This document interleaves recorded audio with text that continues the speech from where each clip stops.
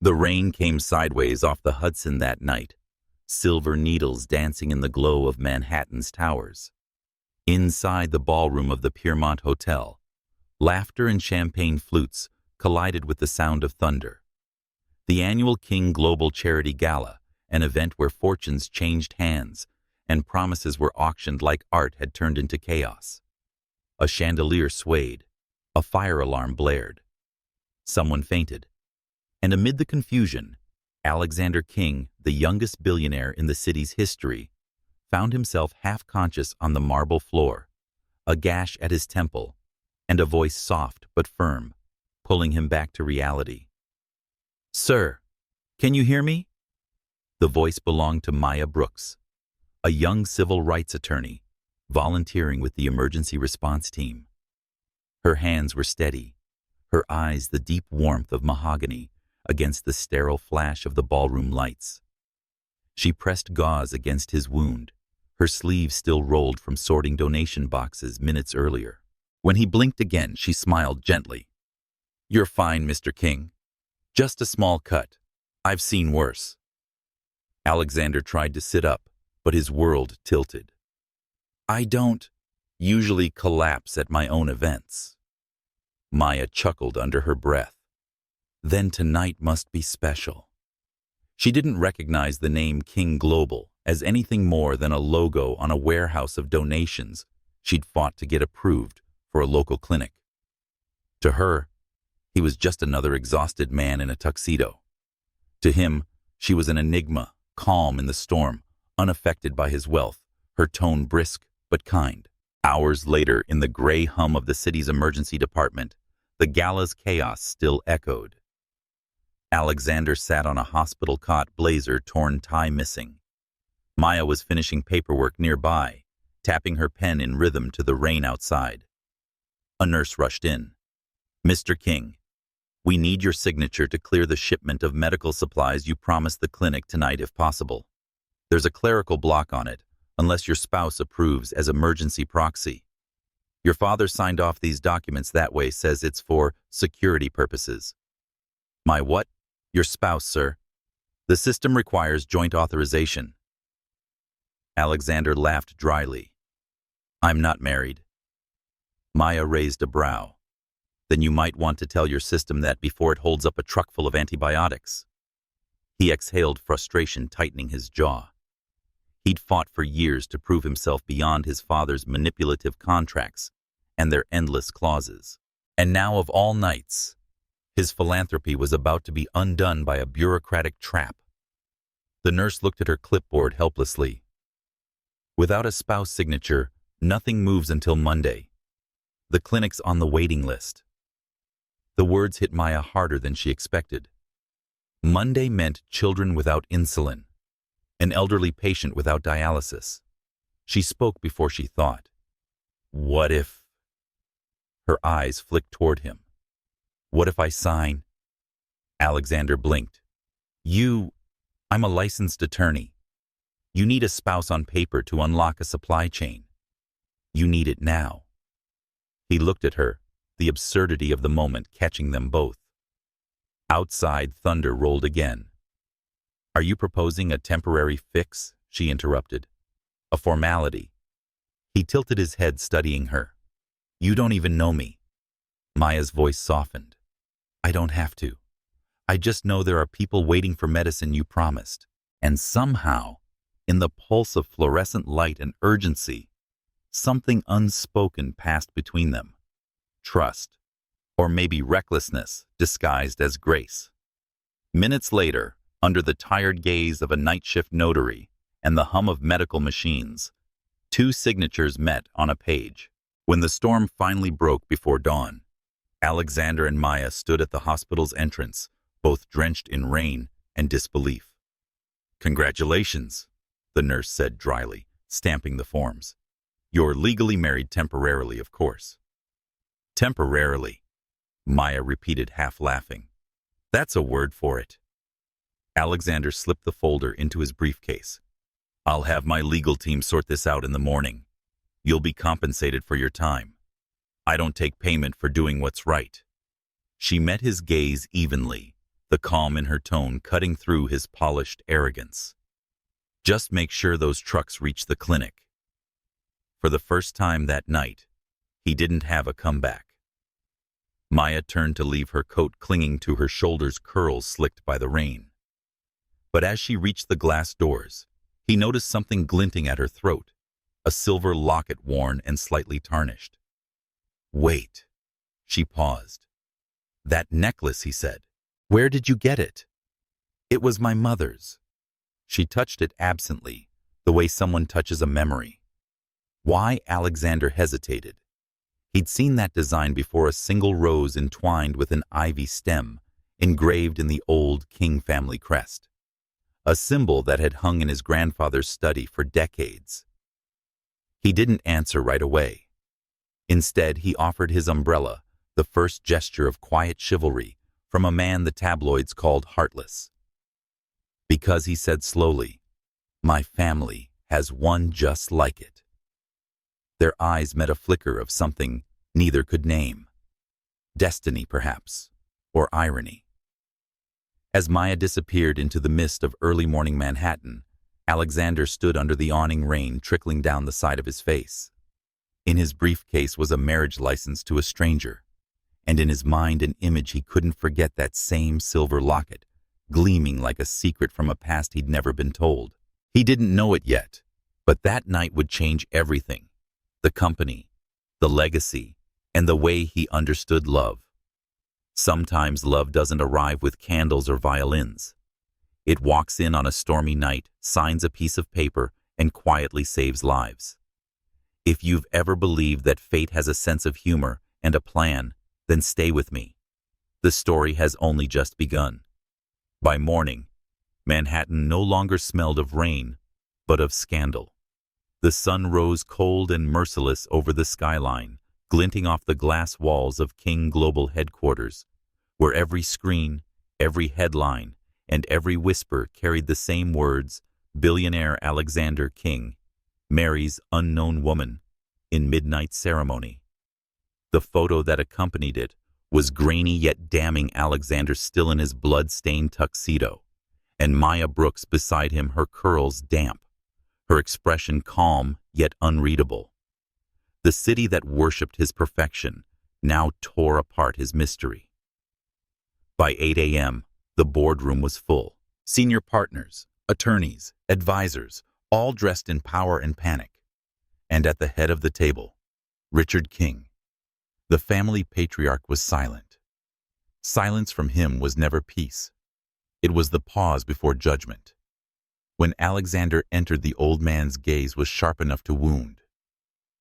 "You married a stranger," Richard said, voice low, but cutting through the air like a blade. "Without counsel, without family, without sense." Alexander didn't flinch. "I signed a document, not a declaration of war." His father, stoic, polished, a ghost of his younger self, leaned forward. "You've dragged our name into gossip columns. They're calling her the rainstorm bride. Do you know what that does to investor confidence?" "I know what it does to my conscience," Alexander replied, steady. "And for once, I'm fine with that." Richard's jaw clenched. "You sound just like your mother, romantic enough to ruin yourself." The room went still. No one dared breathe when her name was mentioned. His mother had been the only one to defy the old man, and she'd paid for it, exiled quietly under the guise of charity work abroad. Alexander straightened his tie, his voice measured. "The marriage will be handled. I'll make a public statement by end of day." His grandfather tapped his cane once against the marble floor. "Handled. You've given the King name to a woman no one knows. Do you even know who she is?" Alexander didn't answer. Not yet. Because he didn't know enough, only fragments. That she was a lawyer for a community clinic. That she'd saved his reputation last night with nothing to gain. That she'd walked away without asking for anything. And somehow, that not knowing haunted him more than any scandal could. Across the city, in a small apartment above a flower shop in Harlem, Maya Brooks sat with her laptop open, headlines blooming across the screen like bruises. From legal aid to billionaire bride. Who is Maya Brooks, the mystery woman? Behind the king. Legacy scandal. Marriage or manipulation. The phone buzzed until the sound became unbearable. Calls from reporters, former classmates, even a few colleagues who had once championed her for her independence. Her reflection in the window looked foreign, half defiant, half wounded. She had grown up in this very neighborhood, where her mother taught Sunday school and her grandmother ran a food pantry. Here names meant trust, not power. And yet now, her name was everywhere, for the wrong reasons. A gentle knock interrupted the storm. Mrs. Collins, the elderly florist downstairs, peeked in. "Maya, honey, I saw the news. You okay?" Maya tried to smile. "It's complicated." Mrs. Collins handed her a cup of chamomile tea, the way older women do when words won't fix anything. "People always got something to say, child.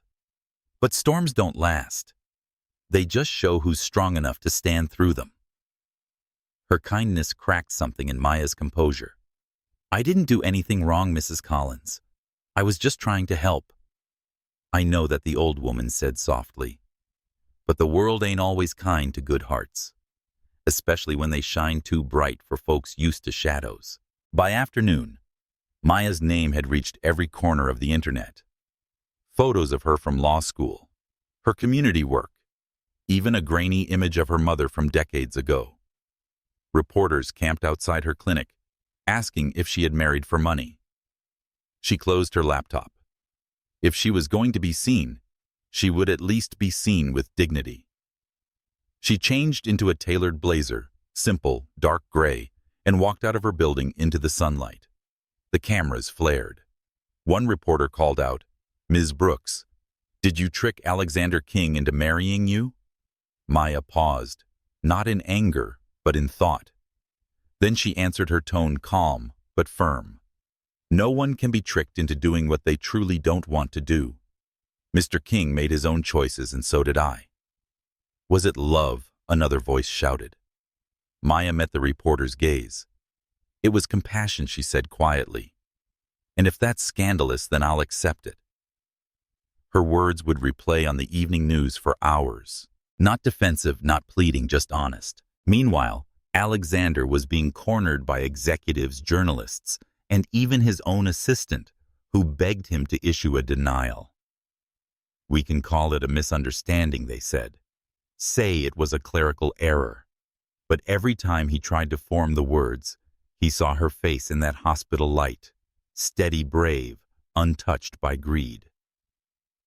At noon, his private line rang. It was Maya. He hesitated before answering. "Maya."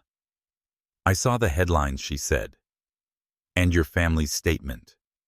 He sighed. "You weren't supposed to be pulled into this." "I already am," she said gently. "I just wanted you to know. I'm not going to hide or apologize for what happened. I did what I thought was right." "I know." His voice was low. "You shouldn't have to justify kindness." There was silence, a fragile bridge between two worlds, too different to meet halfway. "Alexander," she said finally, "I don't belong in your world." He leaned back in his chair, staring out the glass tower that overlooked the city. "Neither do I sometimes." That evening, the King family gathered for dinner at the mansion in Upper East Side. A ritual of tradition, luxury, and control. Crystal chandeliers, silver cutlery, the faint smell of lavender polish on oak tables. Richard King sat at the head, Alexander on his right. The empty chair on his left used to belong to his late wife, a silent reminder of what defiance had cost the family once before. Between courses, the old man finally spoke. "You will have the marriage annulled." Quietly. No press, no drama. Alexander set down his glass. "No." A hush swept through the table. "You think I'll let you tarnish this family for the sake of a woman who doesn't belong here?" Richard demanded. Alexander met his gaze. "Maybe belonging isn't the point." The old man's hand trembled slightly as it gripped the cane. "You forget who made you." "No," Alexander said, voice steady. "I just remember who I don't want to become." He stood up, unbothered by the collective gasp that followed. "Good night, grandfather." As he walked out, a thought surfaced uninvited Maya's words about compassion. Perhaps this chaos wasn't punishment, but revelation. Perhaps in choosing instinct over image, he had finally done something human. Outside, the city lights shimmered against the glass. Somewhere in Harlem, Maya was still fighting to hold her ground. And though Alexander didn't understand it yet, the storm that had joined their names was only beginning to carve its purpose. That night, the front page of the New York Times ran two photos side by side. Alexander King, leaving his family estate alone, and Maya Brooks standing tall beneath a flood of reporters. The caption read simply, "Two worlds collide under one name, the Kings."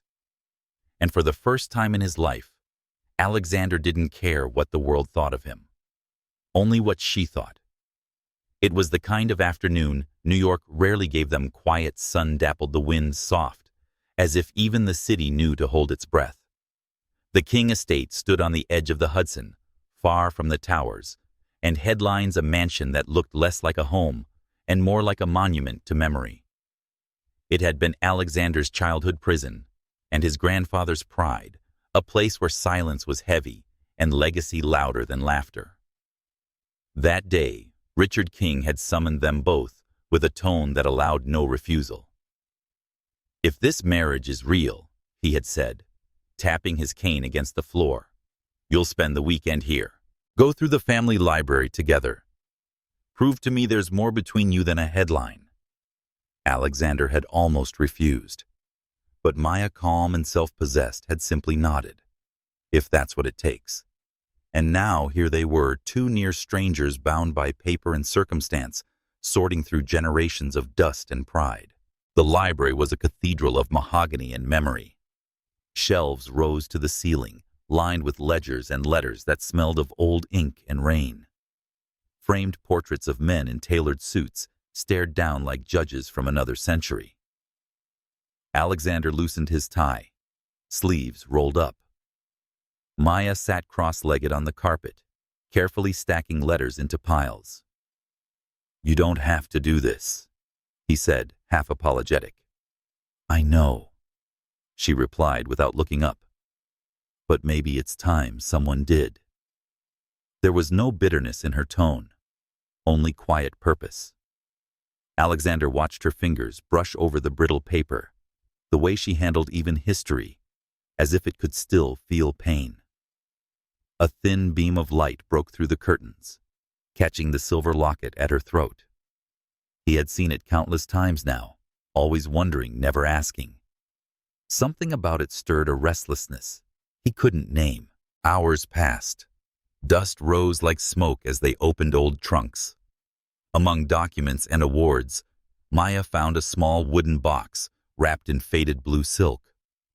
"What's this?" she asked. Alexander looked over from a nearby desk. "My grandfather's old keepsakes, I think. He never let anyone touch them." The latch was stubborn, as if resisting intrusion. But when it finally gave a faint scent of lavender, escaped the kind used in old letters to mask the smell of time. Inside was a stack of photographs tied with ribbon. Maya untied them gently. The first was formal, a family portrait from the 1970s. Men in dark suits, women with pearls and poise. But the second made her hand tremble. It was a candid shot, taken under the same magnolia tree that still stood outside the library window. A young black woman smiled, her hand resting lightly on the arm of a much younger Richard King. Her smile was warm, unguarded, familiar, and around her neck gleamed a silver locket, identical to Maya's. Her breath caught. The world seemed to tilt, Alexander noticed her stillness. "What is it?" She handed him the photograph. "Do you recognize her?" He studied it, and for a moment the carefully trained indifference on his face faltered. "That's impossible." "Who is she?" Maya asked quietly. He swallowed. Her name was Evelyn Brooks. She worked here decades ago. A nurse. My grandfather's family fell ill during a polio outbreak. She stayed when others fled. My mother used to say she saved this house. Maya's voice barely rose above a whisper. Evelyn Brooks was my mother. The room fell into a silence so deep it hummed. Richard King's cane struck the doorway before his voice did.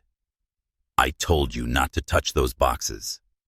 His presence filled the room sharp, commanding the kind of authority built on years of obedience. Alexander stood instinctively straightening, while Maya turned the photo still in her hand. "Mr. King," she said softly, "this photograph." "I know what it is," the old man snapped. "And it was never meant for you." Her composure held though her pulse thundered. "She was my mother." Richard's eyes narrowed, disbelief giving way to recognition and something darker. "That locket. You've been wearing it this whole time." "Yes." He stepped closer, voice trembling between rage and regret. "That woman, your mother, made a promise to this family." "A promise she broke." Maya frowned. "What promise?" "That she would keep her distance." The words landed like blows. "She was loyal," he continued, "and I repaid her with opportunity. She was supposed to move on to live her life, not drag our past into yours." Alexander's voice cut through the tension. "Grandfather, enough." Richard's glare snapped to him. "You don't understand. That woman almost destroyed this family once. She came into this house when it was weak and left it divided. Or maybe," Maya said quietly, "she simply loved the wrong man." The old man's hand tightened on his cane. "You have no idea what you're saying." But the tremor in his voice betrayed him. By evening, the discovery had spread faster than fire through whispers. Somewhere between the mansion's walls, servants talked. Somewhere beyond them, Cassandra Vale, Alexander's former fiancée, and the daughter of a powerful investor, learned of the revelation and saw opportunity. She had been the perfect match, once educated, elegant, unyielding. The canceled engagement had bruised her pride, but not her ambition. And now, with the tabloids starved for another headline, she fed them one. King Heir's new wife is daughter of former housemaid. Love or lineage? The truth behind the rainstorm marriage. Within hours, the name Maya Brooks became a weapon. That night, Maya stood at the estate balcony, the city lights distant as candle flames. The photograph rested in her palm. Her mother's face looked back at her, radiant, unashamed. Alexander joined her quietly. "The press is already tearing this apart," he said. "Cassandra's feeding them details only someone inside could know." "I'm not surprised." Her tone was calm, almost weary. "People like her don't fear the truth. They fear losing the story." He watched her in the dim light. "I'm sorry you had to find out this way." She shook her head. "I'm not. My mother deserved to be remembered for what she gave, not what they took." He wanted to reach for her hand, but hesitated. "My grandfather, he's not a cruel man, but he's built of walls. And every time someone breaks one, he mistakes it for betrayal." Maya's voice softened. "Then maybe it's time someone taught him that forgiveness isn't weakness." The wind shifted. A single magnolia petal drifted between them, landing softly on the photo before slipping away into the dark. For a moment, they both watched it fall, two souls tied by a secret older than either of them, now forced to decide whether the past would divide or define them. And though the night was quiet, it carried the echo of something awakening, a truth too long buried, now breathing again. By the time autumn painted the Hudson in bronze, the calm that followed their discovery had shattered. What began as whispers on business blogs erupted into a full-blown scandal. The headlines spread faster than wildfire, dragging both Alexander King and King Global into the glare of accusation. Insider dealings. King Global under fire for shady foreign contract, marriage of convenience or cover-up. Every network played the same reel. Alexander's impassive face at a charity event, Maya beside him, serene but scrutinized. It was the perfect storm for the tabloids' money power and a woman they could not categorize. Behind the polished doors of King Global's headquarters, panic rippled. Stock prices trembled like leaves in a hard wind. Investors called in fury. Journalists camped outside the lobby. Alexander sat in the glass-walled boardroom, his reflection fractured by the city lights. A dozen advisors spoke over one another. This could ruin us if we don't issue a statement. The market wants blood. Alexander, someone has to take the fall. Your marriage looks staged. The optics. He raised a hand, the gesture calm but final. Enough. Silence. He looked at the file in front of him. Photos, signatures, transactions that bore his name, yet none of his truth. Someone had manufactured evidence showing a multi-million-dollar deal routed through a shell company in his wife's name. It was elegant fraud, deliberate and cruel. He closed the folder, his jaw tightening. Who benefits if I'm destroyed? No one answered. But they all knew the name unspoken in the room, Cassandra Vale.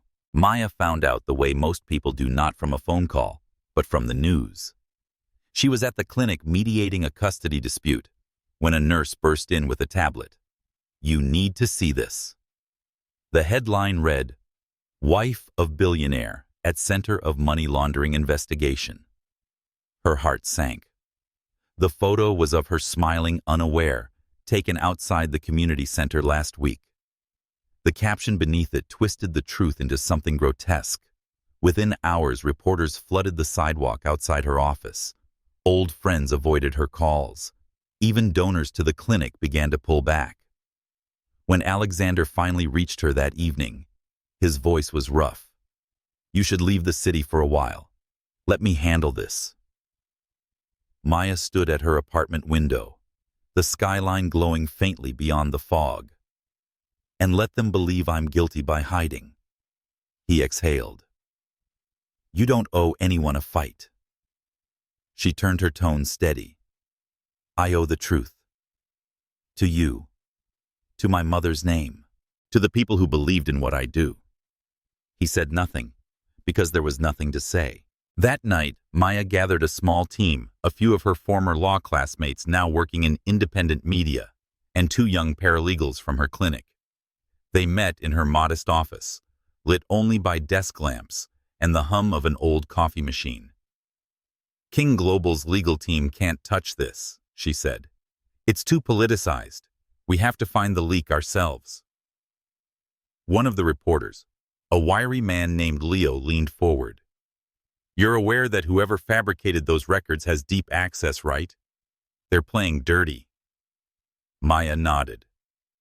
Then we'll play honest. It's slower, but it lasts. They began digging bank trails, timestamp mismatches, server logs. Somewhere between the fatigue and frustration, they uncovered a detail. The corporate investigators had missed a discrepancy in digital signatures that pointed to an external manipulation of King Global's accounts. It wasn't proof yet, but it was something. And in that quiet war fought under flickering lights, Alexander saw her differently. He started coming to the clinic after hours, not as a billionaire, but as a man watching someone fight for him without demand or doubt. She wasn't defending his empire. She was defending the integrity of every promise he'd made to the people who still believed in decency. She would look up from her desk, half asleep, to find him there with coffee and quiet concern. You don't have to be here, she'd murmur. He'd smile faintly. I think I do. Something unspoken began to grow, not passion, not yet, but respect so deep it made the air between them tremble. Days turned to weeks. Their findings began to tighten around a single lead, an offshore firm connected to Cassandra's family holdings. But exposure came at a cost. Late one night, as Maya left the clinic alone, a car idled across the street. She noticed it only when headlights flared, blinding her for a second. A voice echoed from inside, low, cold, untraceable. "Stop digging, Ms. King. Some stories end better left untold." The car sped away, leaving the air heavy with exhaust and fear. She stood there trembling, not for herself, but for what it meant. The truth was close enough to threaten someone powerful. When she arrived home, Alexander was waiting in the hallway, his eyes shadowed with worry. "Why didn't you call me?" he demanded. "It's fine. I'm fine." Don't say that he snapped louder than he meant to. "You think you can take on an empire alone?" She looked at him, not angry, but steady. "You built one. I just refuse to let it crush us." The word silenced him. In that moment, she wasn't the woman the press painted, not the charity lawyer, not the scandal's shadow. She was courage itself, wrapped in calm. He stepped closer, the distance between them collapsing. "You shouldn't have to be brave alone." Her breath caught the tension between fear and tenderness, pulling taut. "Then don't let me be." For a heartbeat, the world outside their walls vanished. The storm, the headlines, the noise all fell away, leaving only the quiet truth between two souls, learning what love meant when everything else was at stake. The next morning, the proof came. Leo and the team traced the fake transactions back to a shell company registered under a pseudonym linked to Cassandra's father. It was enough to trigger a federal inquiry. By evening, the same channels that had vilified Alexander began to turn. The headlines shifted tone cautiously, grudgingly. Sources suggest evidence of tampering in King case.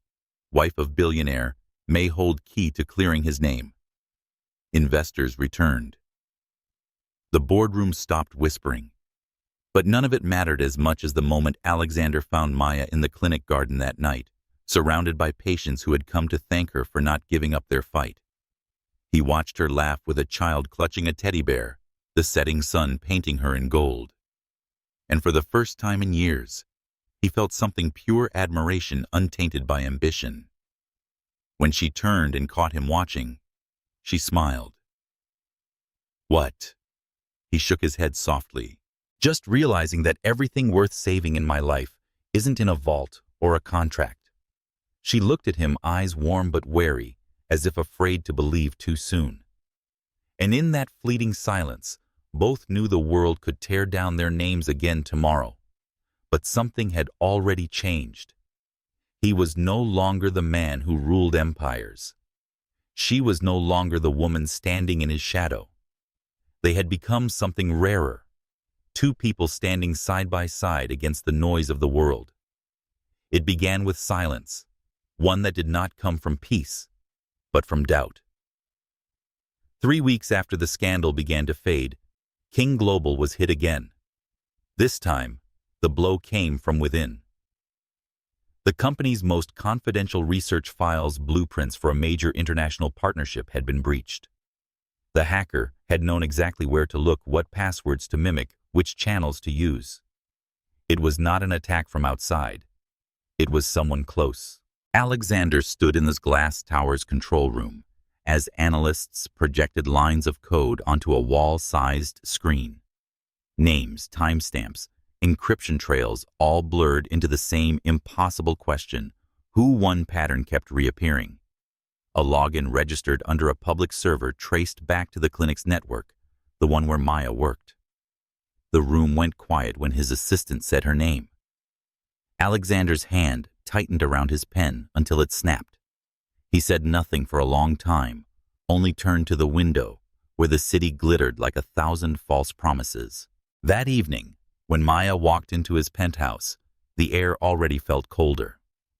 "Hey," she greeted softly, setting her bag down. "You didn't answer my texts." He was standing by the bar, sleeves rolled up, the lines at his temple deeper than usual.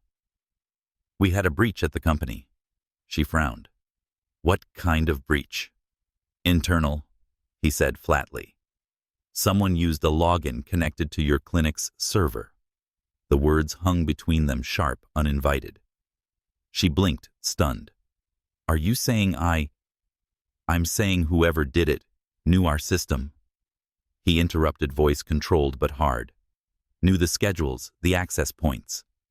The timing aligns with me," she finished, her voice breaking slightly. "You think I'm capable of that?" He didn't answer, and in that silence, the wound deepened. Maya stepped closer, her expression a mix of disbelief and sorrow.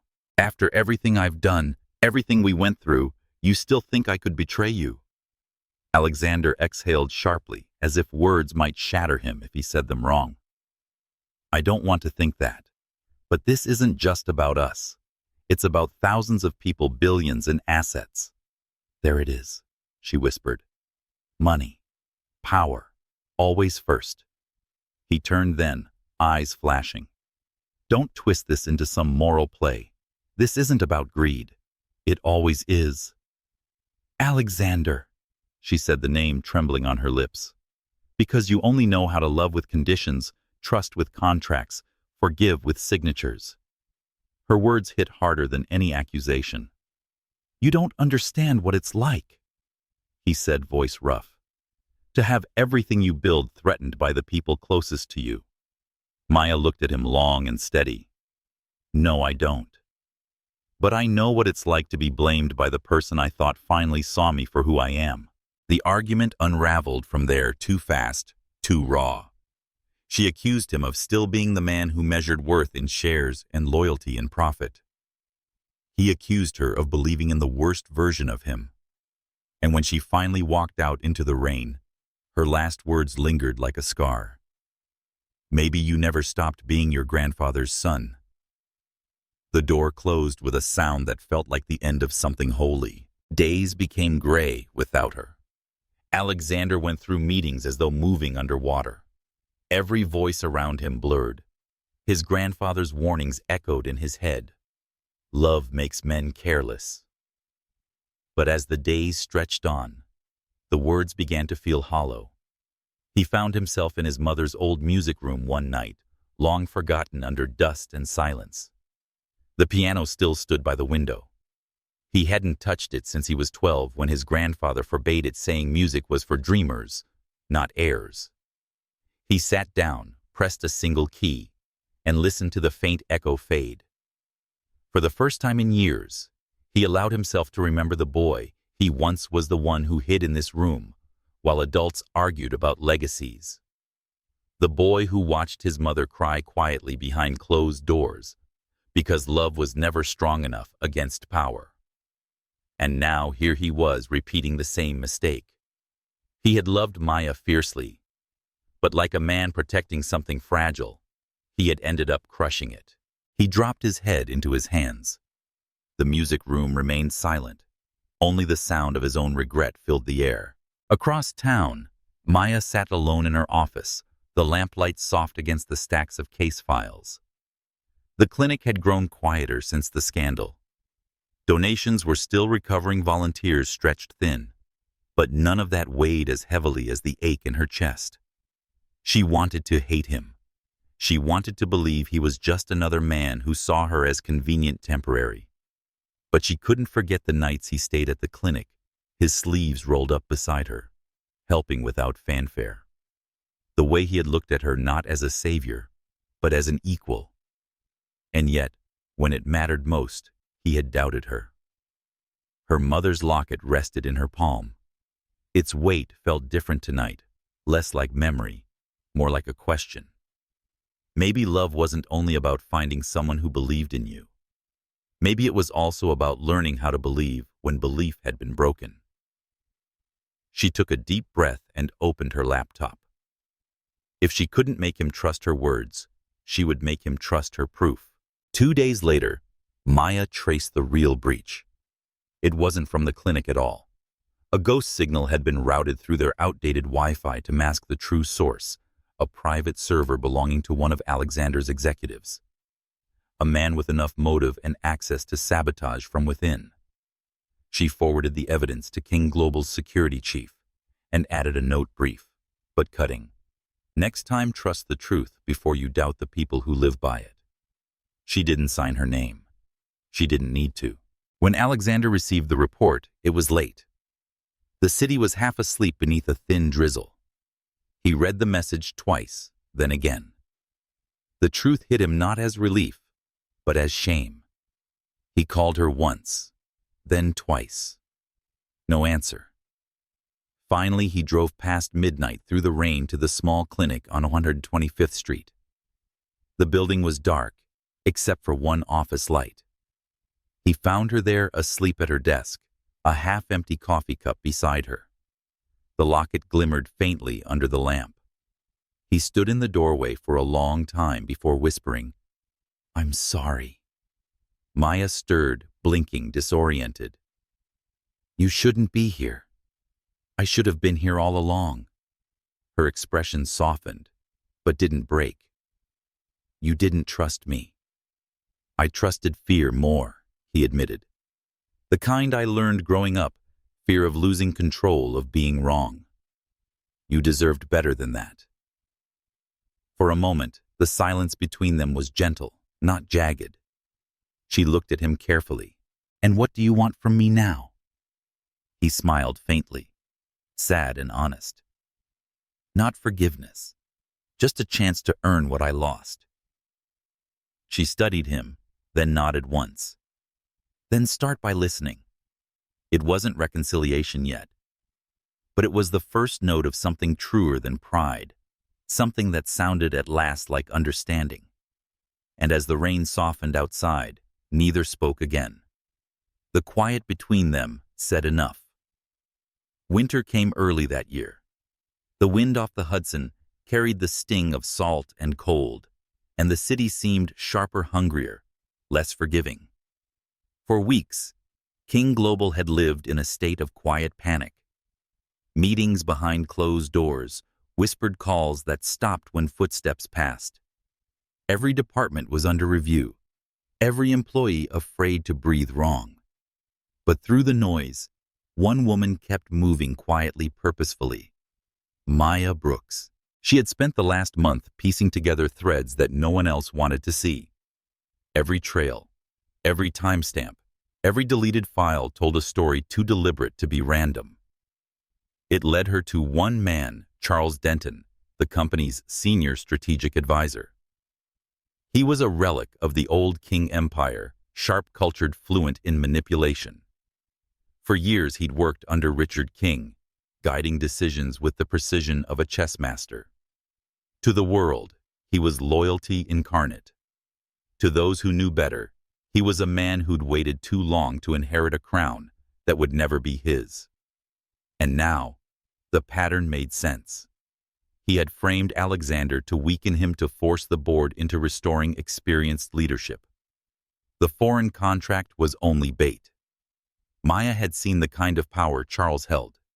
He could erase names, rewrite numbers, crush reputations with a rumor. But she'd also seen what he feared most: exposure. Late one night, in a small newsroom tucked behind a Brooklyn cafe, Maya met with Lena Hart, an investigative journalist she'd once defended in court. The air smelled of burnt coffee and ink. Lena leaned over her desk. "You're sure about this, Maya? Once it's out, you can't take it back." Maya nodded. "It's not about taking back. It's about setting right."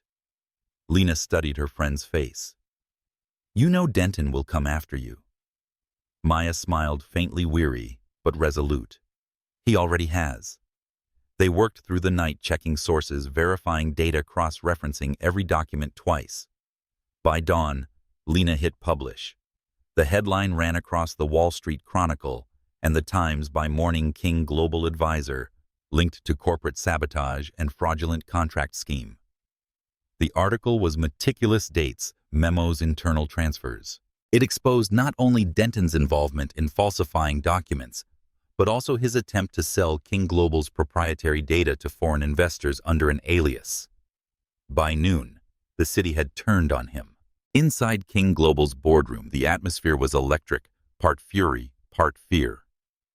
Denton stood near the window, face pale but composed, as if already preparing his defense. Alexander entered without announcement.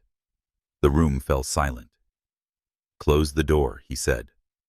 When Denton turned, there was no trace of the mentor he'd once pretended to be. "I expected more gratitude," Denton said softly. "Without me, you wouldn't have built half this empire." Alexander's tone was calm, but the weight behind it was steel. "You built it on lies. You call it lies. I call it survival. Your family built its legacy on the same thing, not anymore." Denton's eyes flickered. "You think love will change that? That woman of yours?" "Careful," Alexander said. Denton smirked. "She's dangerous. She doesn't even realize it. A single misstep, and she'll take your precious reputation with her.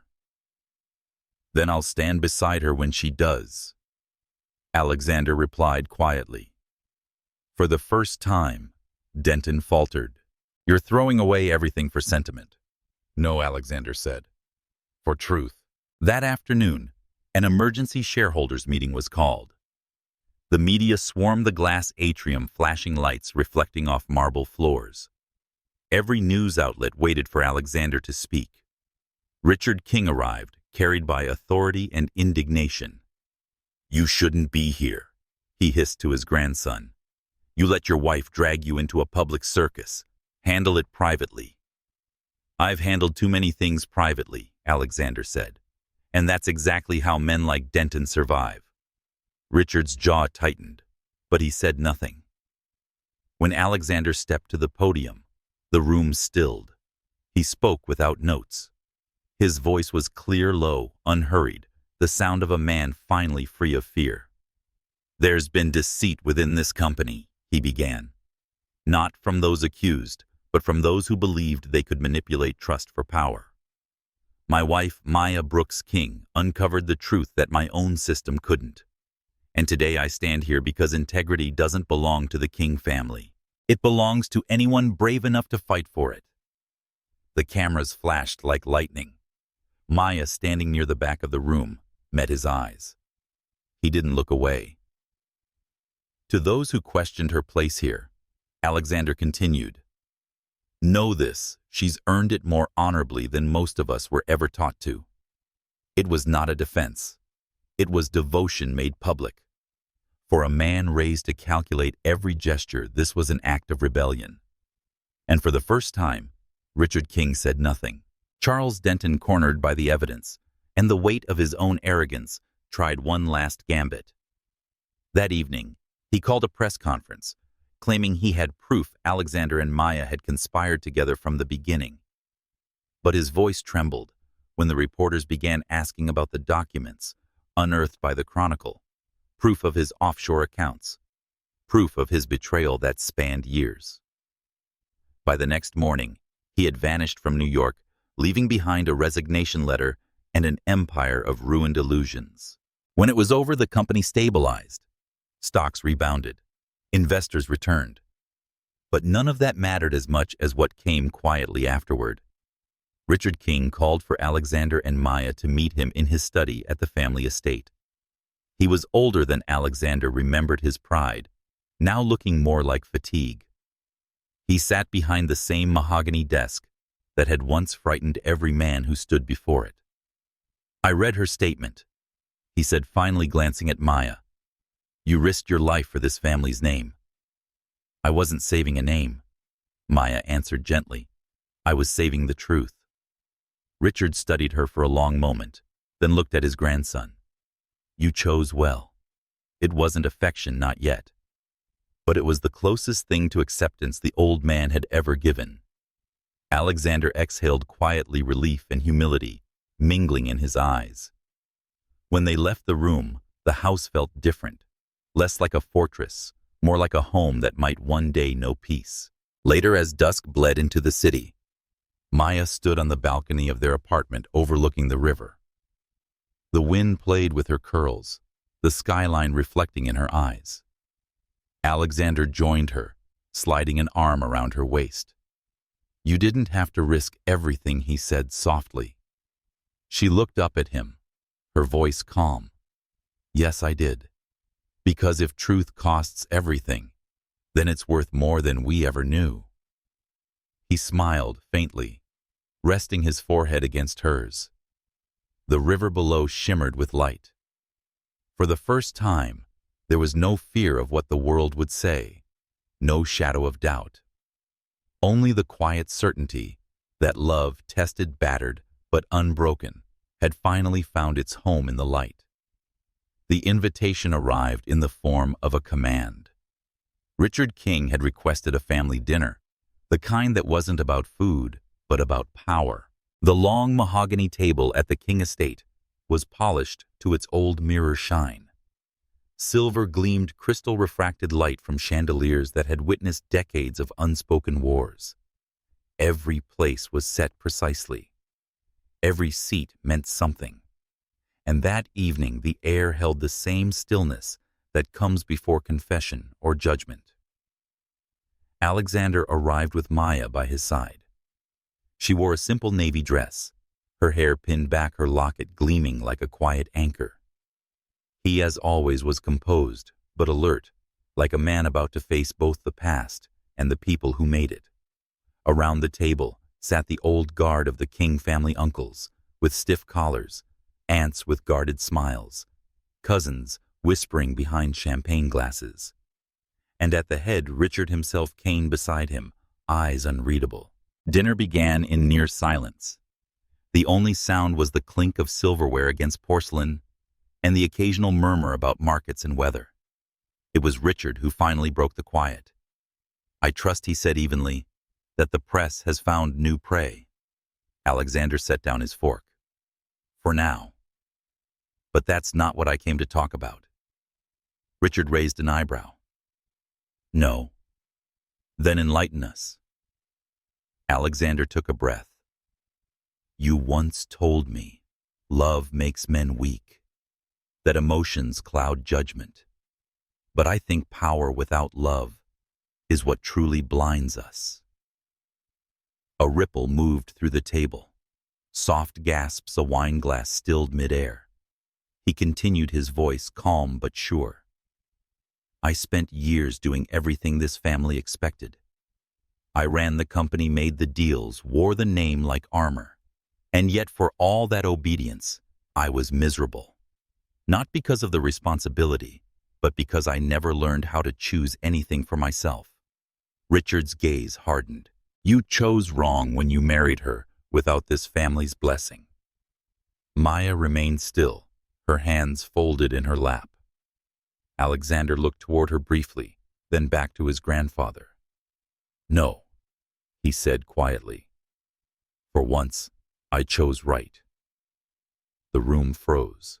Richard's tone sharpened. "You risked an empire for a woman who comes from nothing." Maya's voice, soft but steady, carried through the tension. "With respect, Mr. King, no one comes from nothing." Every eye turned toward her. She held the old man's gaze without fear. "My mother, Evelyn Brooks, worked in this house long before your empire became what it is. She helped care for your family through illness, through loss. She kept her word, even when no one thanked her for it." Richard's jaw tightened, but he didn't interrupt. Maya continued, her tone gentle but resolute. "When she left, she carried no bitterness, only a promise. She told me once that the Kings weren't cruel, just afraid of being indebted to anyone outside their blood." Her words lingered like the faint scent of lavender, familiar, unsettling, impossible to ignore. "I didn't marry Alexander to fulfill that promise," she went on. "But I think maybe love found its way back here because of it." For a moment, even the chandeliers seemed to quiet. Richard's sister Eleanor spoke up softly. Evelyn Brooks. I remember her. She used to hum hymns while tending to the garden after your mother passed Alexander. She said the soil listens when people don't. The old man's eyes flicked toward his sister, an unspoken warning not to indulge sentiment.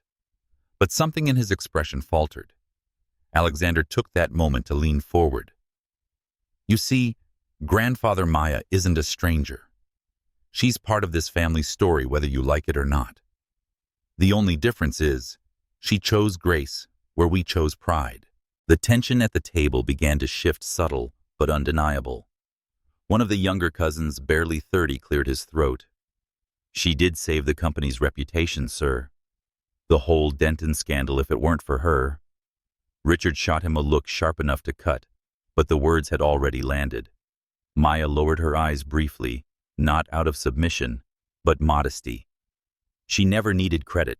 Her dignity was its own quiet triumph. Then came the voice no one expected, Cassandra Vales. She had been sitting at the far end, invited by Richard, as if to remind everyone of what could have been. Her poise was flawless, her composure glacial. "Forgive me," Cassandra said, rising gracefully. "But we all know history repeats itself. The kings have always preferred their scandals short-lived, and their women replaceable." Her gaze turned toward Maya, cool, assessing. "Do you really believe you'll survive this family's expectations? Because I didn't. And I was one of you." Maya met her eyes, not in defiance, but with the kind of empathy that disarms. "Then maybe the problem isn't the family's expectations," she said softly. "Maybe it's the kind of love we allow ourselves to accept." For a heartbeat, Cassandra's mask cracked. Something raw flickered behind her perfect exterior. Hurt, envy, recognition. Then she simply nodded once, as if conceding a private truth. When she left the room moments later, no one stopped her. Afterward, the silence that settled was different, not tense, but reflective. Richard looked at Maya again, really looked at her. He saw not the outsider who had disrupted his order, but the woman who had done what generations of his own blood had failed to hold this family accountable to its better self. "I suppose," he said finally, voice softer than it had been in years, "we kings have always needed saving from ourselves." A small, tired smile tugged at his mouth. "Perhaps your mother understood that better than any of us." Maya's eyes glistened, though she did not cry. She did it because she believed in what people could become, not what they were. Richard nodded slowly. "And you do. You believe in this family even now?" She held his gaze. "I believe in what Alexander and I can build beyond it. But yes, if there's room for honesty, I believe." The old man exhaled the sound almost like surrender. "Then I suppose it's time there was." When dessert arrived, apple tart. Evelyn Brooks' old recipe, revived by the cook, who had once apprenticed under her, the mood at the table finally softened. Conversations turned to laughter, cautious but real. Richard even raised his glass. "To the future," he said, "and to the woman who reminded us we still have one." As glasses clinked and candles flickered, Alexander reached for Maya's hand under the table. She squeezed his lightly, a silent understanding passing between them. Gratitude, relief, and something deeper, forgiveness. Later, as they walked through the garden, Evelyn once tended the night air was cool, fragrant with winter roses. Alexander stopped near the magnolia tree, tracing its bark with his fingers. "I used to think freedom meant walking away from this house," he said. "Now I realize it means standing here and not being afraid to be myself in it." Maya smiled, slipping her hand into his. "Then maybe that's what love really is, not escape, but return." He turned to her, his voice tender. "And you were the only one who could bring me back." The wind rustled through the branches, scattering petals like blessings. For the first time in decades, the King estate felt alive, not with power, but with peace. Spring returned to New York, with the quiet certainty of forgiveness. The city, which had once feasted on their scandal, now hummed with admiration.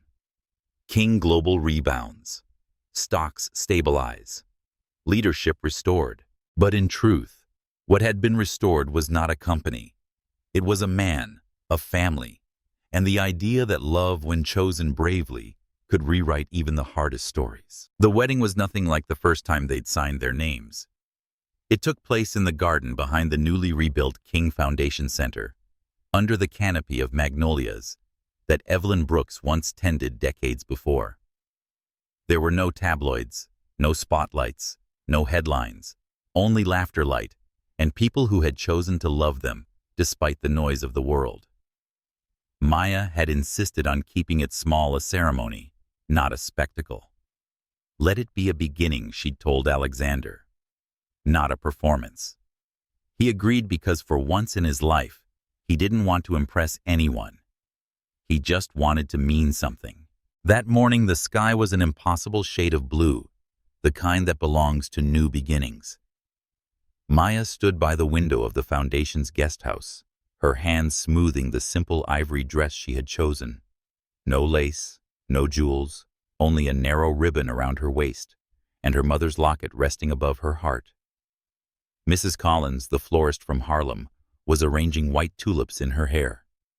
"You nervous, sweetheart?" Maya smiled softly, maybe just enough to feel alive. From the garden below came the sound of distant music, a string quartet tuning their instruments. Laughter from volunteers setting up chairs, and children from the clinic chasing bubbles across the lawn. It was in every sense a community wedding. Alexander waited near the magnolia tree, his tie slightly undone in quiet rebellion against formality. His grandfather stood beside him, cane in hand, eyes softer now than anyone had ever seen them. "Are you ready?" Richard King asked. Alexander glanced at him, the faintest smile playing on his lips. "I think for the first time, I actually am." The old man nodded. "You remind me of your mother today. She believed love could make a man braver. I used to think she was a fool." "And now?" Alexander asked. Richard exhaled. "Now I think she was the only one who understood." When Maya appeared at the garden's edge, every sound seemed to fade. The wind caught her veil, lifting it just enough to reveal her eyes, calm, luminous, sure. Alexander felt his throat tighten. He had seen her fight injustice, face betrayal, challenge, legacy, but he had never seen her like this, radiant in her peace. As she reached him, Richard took her hand unexpectedly. His voice trembled just slightly. "I owe you an apology, my dear, for mistaking strength for threat, for forgetting that love is not an inheritance, it's a choice." Maya moved, but composed, squeezed his hand gently. "Then, let's both remember it from now on." The old man smiled, a rare, quiet smile that seemed to lift years off his face. The ceremony was brief. When the officiant spoke the words "to love and to honor," neither of them heard it as obligation. It sounded like a vow to something larger, the belief that compassion and respect could rebuild what history had broken. Instead of rings, they exchanged 2 silver bands, etched with a single line from a poem they both loved. "Not for the world, as it was, but for the world we will make." The applause that followed wasn't thunderous. It was warm, human, like sunlight after a long rain. That evening, as twilight deepened, the guests gathered inside the new foundation hall. Instead of crystal chandeliers, there were hanging lights made by local artists. Instead of towering cake trays of homemade desserts from the community. Maya stood at the microphone, her voice gentle but steady. "Tonight," she said, "is not just about us. It's about what can grow when love becomes action." The King Foundation and my clinic are joining to launch the Healing Hands Initiative, a program providing free medical care for families who can't afford it. We'll begin here in the neighborhoods that raised me, and we'll expand together. The room erupted in applause. Some were moved by the cause, others by the quiet pride in Alexander's eyes as he looked at her. When it was his turn to speak, he took the stage without notes, as always. "I've built many things in my life," he said, "but none of them matter as much as the hand I'm holding tonight. Maya taught me that power without kindness is just fear in a suit. So from this day forward, every decision we make as a company will serve people, not just profit." The crowd stood in ovation. At the edge of the room, Richard King watched his cane resting lightly against his chair. For the first time in decades, his empire felt human again. Later that week, long after the guests had gone and the papers had written their final stories, Maya and Alexander spent their first morning as husband and wife, not in Paris or on some private island, but at a food distribution program in Brooklyn. The air smelled of fresh bread and oranges. Volunteers laughed, children clung to their mothers, and the city moved in its noisy, imperfect rhythm. Maya handed out boxes of fruit, her sleeves rolled up, sunlight glinting off her locket. Alexander worked beside her, stacking crates, his suit jacket forgotten, his hands smudged with dust and joy. "Not exactly a honeymoon," she teased. He looked at her, smiling. "No, but it's perfect." An elderly man waiting in line caught sight of them and said softly, "You two look like hope."